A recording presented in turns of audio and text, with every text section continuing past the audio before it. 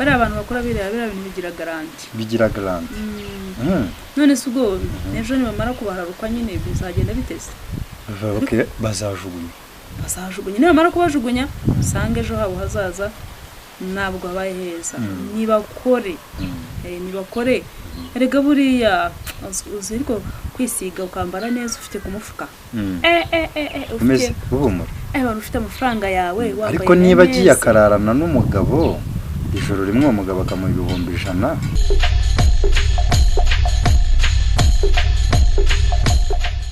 Hello ladies and gentlemen, this is Steven in Rwanda. Channel is called Soma Rwanda TV. Ni channel y'abanyarwanda. Iki kiganiro ni ikiganiro mbakorera buri munsi kandi ntibagezaho neza cyane. Iki kiganiro cyitwa Menya Byinshi. Ni ikiganiro mbagezaho ibiganiro, nkabagezaho inkuru zitandukanye ndetse tukaba twaganira bimwe mu byamamare muziranye muri iki gihugu. Uyu munsi ahantu twaje ntabwo hasanzwe.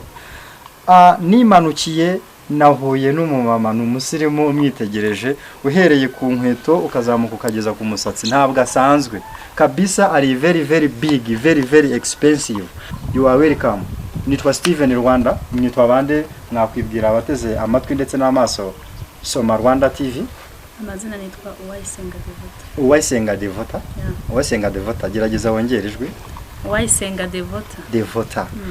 Devota, uyu munsi uri kuri televiziyo yitwa Soma Rwanda TV. Ni televiziyo yashyiriweho abanyarwanda kugira ngo babashe gusomerwa muri bimwe batazi ndetse si ukubisomerwa gusa, bashobora no kubibwirwa bitagombereye kujya mu bitabo. Uyu munsi rero tugiye kuganira. Uri ready? Ya kabisa. Uyu munsi tugiye kuganira ikibazo cya mbere ngiye kukwibariza ni iki ngiki. Rero hari ikintu bita ikimera. Ikimera urakizi? Ni igihingwa. Igihingwa ha. Ibi ngibi ikimera. Wambwira nk'amoko y'ibimera wabuze? Ibigori, imyumbati, ibishyimbo. Okay. Inyamaswa se? Zo mu rugo zo mu gasozi? Simbizi, ngenda ndashaka kumenya inyamaswa wabuze. Uko ihene. Ntabwo uri babana mu gikoma cyavuka se? Oya. Hari abana bazi ko amata ava ku bwari. Aya. Nibyo. Hanyuma urabona ikintu bita inkoko. Ujye uyireba. Ese mu by'ukuri kuba tuzirya sibyo? Tukazirya, ntumbwire bya bindi byo muri Bibiliya. Tukazirya si inkoko gusa, tukarya amatungo, tukarya ihene, tukarya inka, tukabiryamo nk'inyama, tukenjoyinga. Ese koko ufata ikiremwa nka kiriya kigira amarangamutima, uziko ihene irira, uziko ihene ikunda, uziko inkoko ikunda abana bayo, warangiza ukakirya? Ibyo bintu byumva kuba wafata ikintu nka kiriya kigira amarangamutima ukakiyongobeza rwose ukakirya kikajya mu nda yawe, uba wumva icyo kintu utazakibazwa? None se tugendeye kuri Bibiliya. Iyo Bibiliya rero yego ndayikunda yego. Biriya ni ibintu bigomba kudutunga. Yego. Ari aho ibigori ntabwo twabirya, n'ibitoki twabireka, buri kimwe cyose twakireka. Ariko Imana yadushyiriyeho ibintu byose. Nyama ni nyama kabisa. Umva tubirye. N'inzoka turya. Ushoboye? Kira kintu. Ubishoboye? None se ko hari amadini amwe namwe atarya inyama, mu by'ukuri yaba yarayobye? Ntabwo nabyivangamo. Terwa n'imyemerere buri muntu ariko je simbyemera. Hari idini ryitwa ya dini ryitwa Hinduism, ni idini ry'abahindu. Hari idini ry'ababuddhism, ayo ni amadini kandi nayo asenga Imana. Ese baba barayobye? Bo bitwaza n'imyeyo bagenda bakubura kugira ngo bataza gukandagira udusimba. Baba bari mu buyobe cyangwa ni twebwe turi mu buyobe? Ntabwo navuga ngo barabye cyane bayobye. Buri muntu imyizerere ariko ibyo simbyizera. Ntabwo wizeye, ntabwo byizeye. Ibiriya bintu ntabwo nge mbyizera ibyo bakora. None se yuza kuvukirayo? Nza kuvukira. None se abantu bose baho ni iyo myizerere? Ni uko bizera cyane nk'uko hari igihugu ushobora kugenda bavuga ngo Yesu Kristo yalla bakaguhana, sibyo? Nk'uko hari igihugu ushobora kugenda bavuga ngo sibyo ko Muhammad we ari urumva ni igihugu kirimo abayisilamu benshi, ni igihugu kirimo abakristo benshi, ni igihugu kirimo ababuddhism benshi, ni igihugu kirimo abahinduism benshi, abahindu benshi, ese iyo uza kwisanga muri icyo gihugu, reka tuvuge ko wenda wavukiye mu Buhinde, wisanga muri iryo dini, iryo dini ntabwo risengera amana tutazi tutanabona, bo basenga ibigirwamana bya Krishna n'ibindi byose. Iyo uza kwisangayo wari kuzaba warayobye. Imana nayo yabonye nyine yuko bitakemera ntiyatambukira. Oya, none se kuba utaravukiyeyo ni lucky, ni amahirwe. Ko nabo babona ko ari amahirwe ko bataravukiye hano none muri Afurika. Wa mugabane wacu birirwa basebye kandi ari umugabane w'umugisha. Twebwe turi muri Afurika tuzi byiza bya Afurika, ariko bo babona turi abakene, babona tubayeho nk'amatungo, bakika ko nta bwenge dufite. Hari abanyafurika batanu uzi bagize ikintu bakora cyahinduye isi.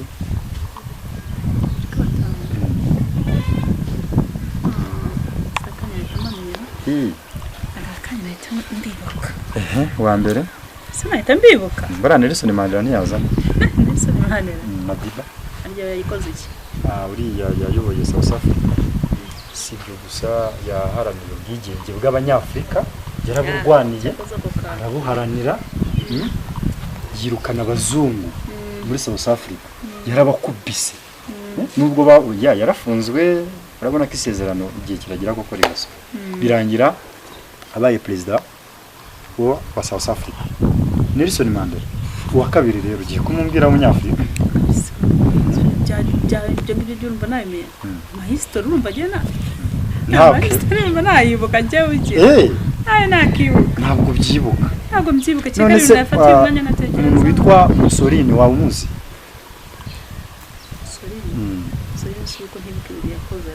Mussolini ntabwo wibuka ibintu yakoze? Reka ndikukubwora. Mperuka mu wa kabiri no mu wa gatatu njye nawe kugora cyane. Ubundi ibihe byo kurya gatoki. Kubera icyo ukunda igitoki? Ibyo byiza byoroshye bitagora guteka. Ni inyoroshya bwoko cyane, ni inyoroshya amaguru, ni inyoroshya mutwe. Ntabwo mbizi bababeshya. Ukiri yaroroha se? None se wemera ko umuntu atekereza nk'ibyo arya? Ntabwo mbizi. Niba urya imyumbati gutekereza kwawe ubwo ngubwo bizaba bigoye. Niba unywa amata uzatekereza byoroshye, niba unywa amazi uzatekereza byoroshye, niba urya inyama uzatekereza nk'inyamaswa wariye, nk'itungo wariye. Vuga abantu barya ingurube baba batekereza nk'ingurube. Byaba ari byo? Ntabwo ari byo. Mwuka byaramwe abarya ingurube mutandakarira. Aha dore ingurube n'imbwa byose birabwagura bon appétit. Appétit rwose ku nyama zanyu mbiri. Murye pe. Abakunzi bakabenzi ndabasunguje. Ndabakunda cyane rwose pe. Appétit. So ntabwo byemera ibyo ngibyo? Ntabwo byemera. None se umuntu haze n'umuntu ushonje ninde utekereza neza? Utekereza neza ni umuntu uhaze. Umuntu haze atekereza neza. Ushonje? Ushonje baratekereza nabi. Nabi cyane. Abashonje se baba ari bo bakora ibyaha byinshi cyangwa abahaze nibo bakora ibyaha byinshi? Oya, bivana n'umutima w'umuntu. Hari inkuru nasomye, umugabo wanyweye inzoga akarya inyama, ikiba gisigaye ni umugore. Iyo ngingo waba wemeranya nangira nako gatabo? Byashoboka. Nariye nk'umugabo nahaze, noneho cyane inyama. Nari inyama, sibyo? Nanyweye inzoga ndikuza umugore. Ibyo bintu uremeranya nabyo? Biterwa n'umutima w'umuntu ariko byashoboka cyane. Ese umugore yaba ari mu biribwa? Abantu bagiye mu bagore n'abantu bamaze guhaga. Ubwo se ko twavuze ko umuntu haze n'umuntu ushonje, wambwiye ko umuntu ushonje ari utekereza nabi, ubwo uhaze akajya mu bagore niwe utekereza neza? Ntabwo ari utekereza neza, ariko none buriya ntabwo bivuze ngo niba umuntu ahaze ngo aratekereza neza 100%. Pe ntabwo atekereza neza 100% nabwo biterwa. Reka bundi bivana n'umutima w'umuntu. Inshuro nyinshi usanga ari umutima w'umuntu. Hanyuma se umuntu haze hari ikintu yavumbura? Uhaze uratekereza cyane. Ushonje se hari icyo yavumbura? Data we, ishonje biba bigoye icyo gihe uri gusaba ifunguro ry'uwo munsi. Igifu cyuzuye se ubwonko buba bukora neza? Kuzuza igifu ni icyaha. Umuntu wariye noneho akumva ari satisfied, arahaze, sibyo? Ubwonko bwe buba bukora neza? ntabwo ari byiza barega guhaga cyane. Tugomba hanyuma igifu cy'umuntu ushonje n'igifu cy'umuntu uhaze uba ufite ubwonko buri ku gihe ninde buri ku gihe ushonje n'uba utekereza neza ubwo uhaze nta kigenda oya nawe nta kibazo erega none iyo ushonje ntabwo watekereza umushinga kandi ubu se naba nabwiriye guhera ejo kugeza izi saha ukajya kumbwira imishinga ko muri isi ibintu byose byagezweho se byagiye bigirwaho mu bihe by'intambara ibindi bikagirwaho mu bihe by'ubukene ibindi bikagirwaho mu bihe by'inzara ibindi bikagirwaho mu bihe by'ibigeragezo buriya Yesu ntabwo Yesu yakundaga ibiryo uremeranya nanjye harya buriya yararyaga ahubwo hari igihe yamaze iminsi 40 ari mu butayu atarya ariko ubundi buriya yararyaga ntabwo yaryaga ahubwo se buriya ntabwo urarega ntabwo wamwishinga ako buriya niba wemera Bibiliya birashoboka ko umuntu yamara iminsi 40 atarya atanywa ko uriya rega umwishinzi uraho ugiye no kumwishinga ahubwo sinzi wamenya ari ibiki ariko ntabwo wamenya ibyo ari byo ubwo se yari umuntu uriya ko Burundi ubona yari umuntu wowe okay Yesu yari iki rero ntabwo wamenya icyo ari kandi njya numva abakristo bavuga ngo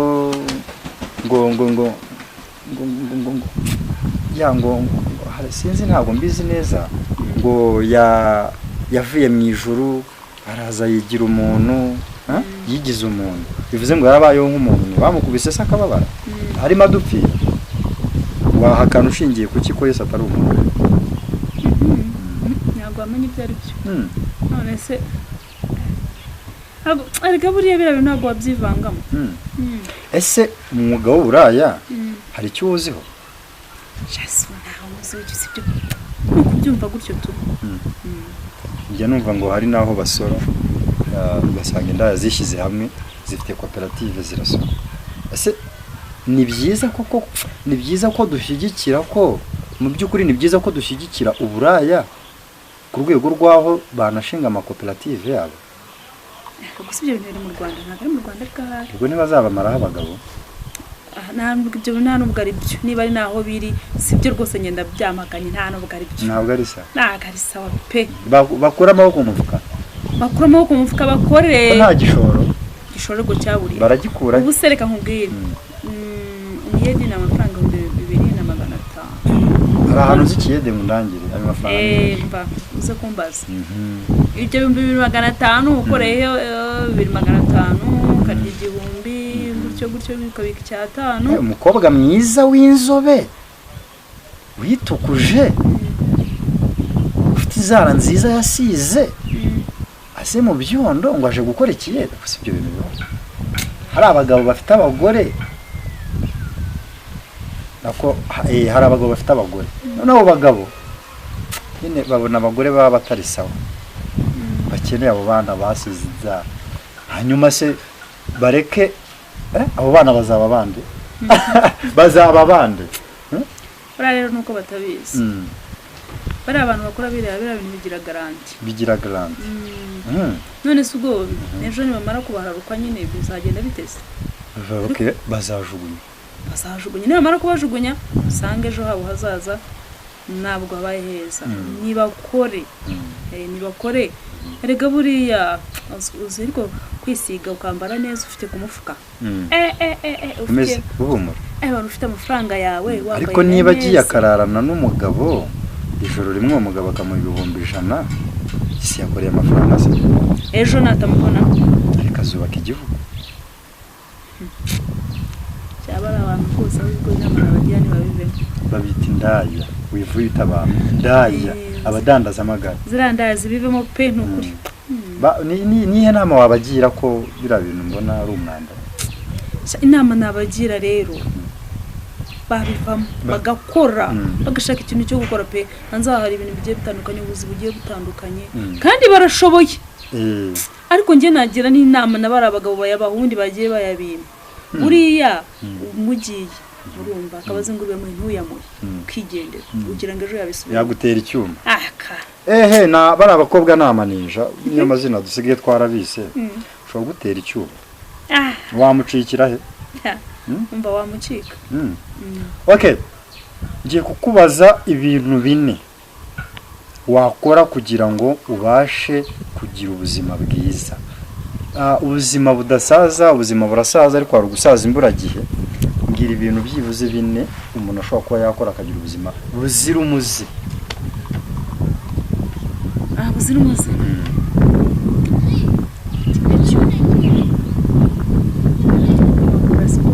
Bakora siporo. Siporo ari umuti. Banyarwandakazi ndabashishikariza gukora siporo. Ikindi ukarira ku gihe. Biriya byo kwifata bya gatanu ku munsi kangahe ukarira ku gihe. Bijya nk'itungo kwera. Ntago ari byiza. Kurira ku gihe. Barya umwanda. Oya. Hari ibiryo twita umwanda. Karya ibiryo byiza biskuye bimeze neza, bakarira ku gihe ukamenya ngo niba kandi bakamenya n'urugero rw'ibyo kurya bafata. Hano kugira ngo wuzuze nyine ukarya ukamenya. Icya gatatu gukunda byo ntibyafasha umuntu kubaho neza. Akanywa amazi. Umuntu gukunda byo ni icya kane. Abwo abantu badafite ababakunda bapfa. Cyane ikibazo niba bashaka. Kunywa amazi meza hanyuma urukundo. Bafite urukundo. Ndabasuhuje ba nyirarukundo na ba rukundo, mukomeze mukundwe rwose. Bakunzi basoma Rwanda TV, ikiganiro ni Menya Byinshi hamwe na Steven Rwanda. Uyu munsi birashoboka ko hari ibintu byinshi uraza kungukira muri iki kiganiro. Ni ikiganiro cyiza cyane, ikiganiro cy'ubwenge, aho tukugira inama y'ubuzima, aho dushobora kukubwira ikintu wakora ukiteza imbere wabishatse, aho dushobora kukubwira kimwe mu byagufasha kugira ngo ugire ubuzima bwiza. Ibyo byose ubisanga kuri iyi channel y'Abanyarwanda, channel nziza cyane, mujye muyikurikirana, turabakunda cyane. Ikiganiro cyacu hari ikibazo tugisubikiye ahangaha. Hari ikibazo wambaza njyewe? Baza. Kubaza. Kuri segonderi.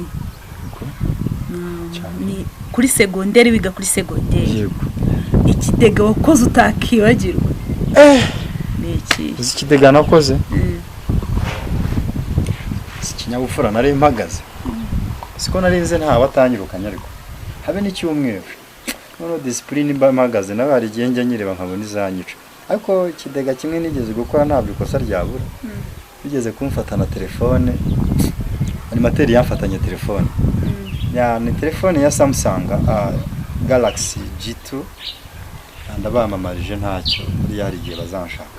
Iyo telefone animateri yarayifashe kimbana namugani kigo nigagamo biba gufatana telefone barakwirukana burundu none bakaguha ibaruwa itakwemerera kwakirwa n'ikindi kigo cyari cyo cyose uretse kuza out hiya ukajya mu manayini n'ibindi bigo nyine nabwo ukaba winjiriye. Hanyuma ikintu nakoze nabwiye animateri namugani rero ndakwinginze winyirukana reka iyi telefone nyimene nahise nkifata nyishyira ku buye ndayihondagura ndaje ndayifata njya kwita muri poberi mitanjya class ntegereza ko animateri amamagara ndaheba nuko nitabaye ngiye. Ese iyo case yaba yarigeze kubaho? Iyo case ntabwo yigeze mbaho. Twiga nta mu telefone. Twiga. Njyewe nari icyo gihe nyine numva nari narananiranye ariko uyu munsi byaje gucamo ntabwo nyine izi discipline tuba duhagaze. Banyarwandakazi muhagarare discipline. Niba nta discipline nta kintu uzageraho, kubera ko discipline ihagarariye ubuzima bwawe, ihagarariye imitungo yawe, ihagarariye ishuri yawe, ihagarariye umuryango wawe. Discipline it is all for everything. Please make sure that your discipline is your life. Even if you don't respect your life, you have to disrespect your discipline. Good. Bakunzi ba Soma Rwanda TV ni Steven Rwanda. Iki kibazo wambaza?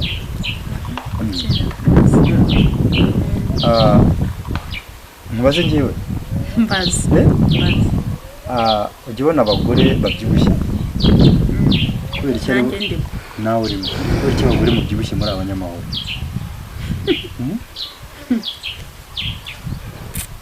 Akose buriya ubundi kimwe cyo icya mbere kubyibuha 80% no kwiyakira ukituriza ukakira ubuzima ubayemo no kwiyakira nk'umurwayi w'iki ntabwo ari nk'umurwayi kwiyakira ubuzima ubayemo nyine ukavuga ubu buzima mbayemo nta kibazo Imana nibigenza neza bukongera wenda bukava ngaho buri bukajya mu kindi cyiciro cyiza cyisumbuyeho sava bitabaye nabyo sava kuki abagore bananutse bagira amahane ntabwo ari bose ntabwo ari bose ntabwo ari bose pe hari n'abagore b'abana beza ndamutse ngiye gushaka nzashaka umugore ubyibushye nzashaka unanutse ukunda iki kwanza gusa ndamutse nshatse ubyibushye yagera iwanjye akananuka ntibavuga ko namwicishije inzara ntabwo byashoboka ariko muzanye ananutse akazabyibuha bavuga ko mufata neza ubwo nzaza nunamye nako iyo gahunda ntabwo ihari bantu banjye murabizi ko tubiziranye reka ubukwe twarabukoze rwose iyo gahunda ntayihari rwose ntayo so ndumva twasuriza hamwe inama nagira abanyarwanda njyewe ni ukujya bakurikirana iki kiganiro ni ikiganiro cyiza cyane hari inama wagira abantu nshingiye ku ukuntu mbona ino si cyangwa se mu Rwanda ngenda ngendeye ku mu Rwanda gahunda ni ugukora umuntu yakomeza agashakisha kandi icya kabiri ni haracyari icyizere mu gukora nihe nama wagira abantu bihebye abantu bihebye ni ukuri kw'Imana bekomeza kwiheba uyu munsi uko bivuze ntabwo ariko ejo bizaba bimeze yego ejo ni heza ni ukuri kw'Imana ejo ni heza nihe nama wagira abantu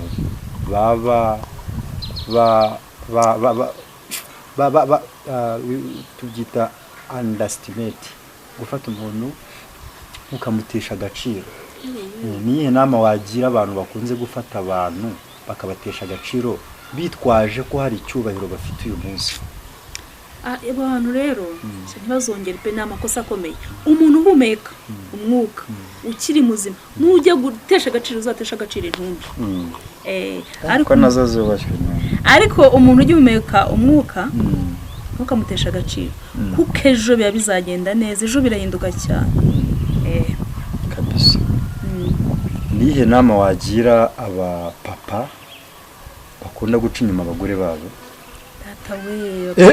bubafasha Tata we mwa papa mwe mana yanjye ntago ari byiza pe ntago ari byiza na gato kimwe tata we guca umugore wawe inyuma bisubiza inyuma urugo kandi uri kubabaza wa muntu kandi burashaka bisaba imibare myinshi kwihishahisha kugira gute kugira ngo batabimenya rero ababikora ndabagira inama yo kubireka ni stress babirivemo babireke bakuzi bamenya byinshi ikiganiro ni menya byinshi TV ni Soma Rwanda TV njyewe ni Steven Rwanda ndabakunda cyane iki kiganiro muzajya mugikurikirana buri munsi kuri channel y'abanyarwanda mukore subscribe ibikorwa n'ibyanyu nk'abanyarwanda turabakunda goodbye